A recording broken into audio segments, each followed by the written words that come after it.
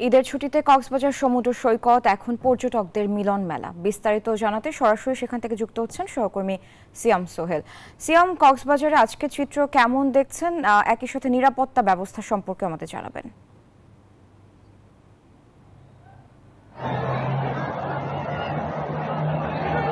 ধন্যবাদ সারা।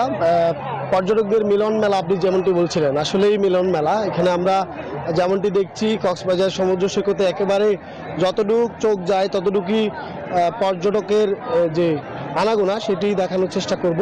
এবং নতুন দুটি তথ্য দিতে চাই, সেটি হচ্ছে প্রথমত হোটেল মোটেলে কোনো ধরনের কক্ষ খালি নেই। পর্যটকরা আমাদেরকে এগুলোই বলছিলেন, একটু আগে আমরা শুনছিলাম। এছাড়া এত বেশি পর্যটক হয়েছে যে শুধু কক্সবাজার সমুদ্র সৈকত নয়, বিভিন্ন পয়েন্টেই পর্যটকরা ভাগ হয়ে ঘুরতে চলে গেছেন। মেরিন ড্রাইভ সড়কে পাটুয়া ট্যাগ, সেই সাথে আদিনাথ মন্দির, টেকনাফের মাথিনের কোপ, মহেশখালী আদিনাথ মন্দির সহ বিভিন্ন জায়গায়।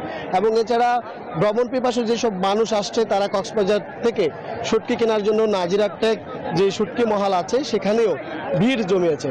নিরাপত্তা ব্যবস্থার কথা যেটি বলছিলেন, আসলে পর্যটক বিকাশে কম খরচে ক্যাশ আউটের লিমিট বেড়ে 50,000, প্রিয় এজেন্টও 2টা।